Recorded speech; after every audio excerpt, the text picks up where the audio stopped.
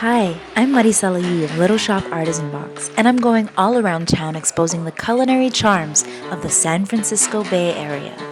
This time, I meet Danny from Sour Flour in the Mission District to get a peek under the apron.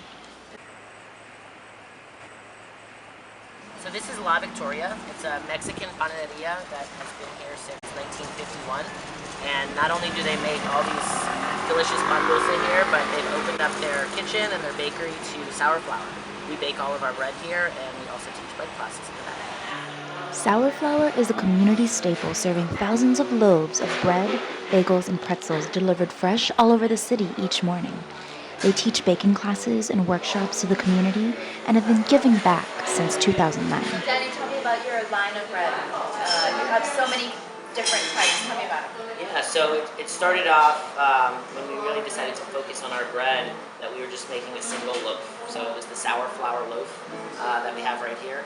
And it's a basic loaf of bread with just flour, water, and salt. We use what's called a high extraction flour, so it's a little bit darker than your straight white flour, and we're closer to whole wheat. But from the beginning, we were also always making bagels. We do Bagel Monday, where we give away free bagels. So the bagels have been another aspect. The most recent product that we're making are pretzels.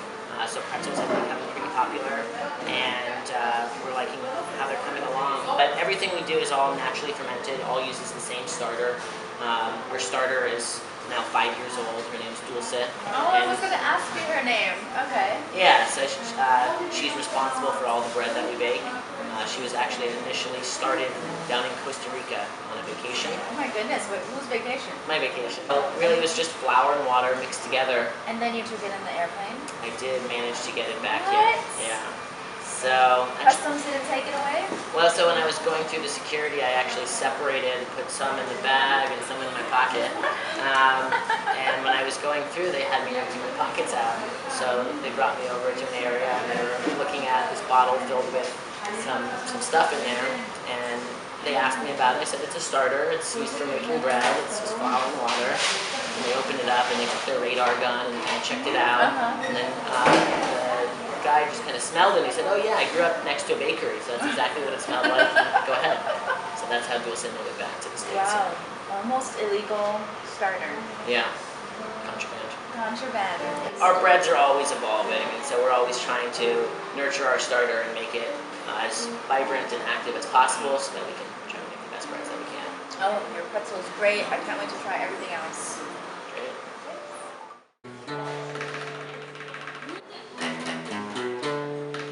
Tell me a little bit about why you started Sour Flour, where you came from, and why you're here.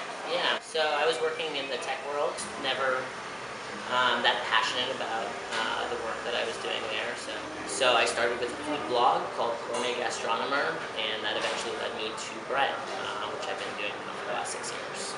Okay. And that was kind of a lead-in towards really going fully into the bread world.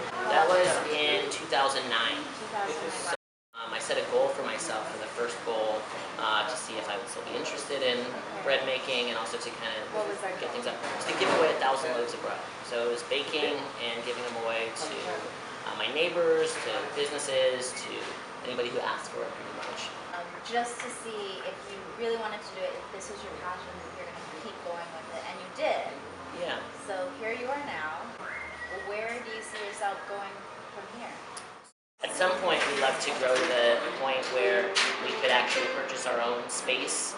So we have another goal right now, that's to train 100 SF bakers that would each, in their own way, give away 1,000 loaves of bread. We do classes here out of La Victoria, and we have quite a few people interested in baking bread. So we've been doing the classes since 2011. So you're inspiring everybody. We're just trying to promote more bread and making people not just eat any bread, but try to really make the bread that they like, that's good for them, that's made with care and attention. Yeah, let's go check out your kitchen.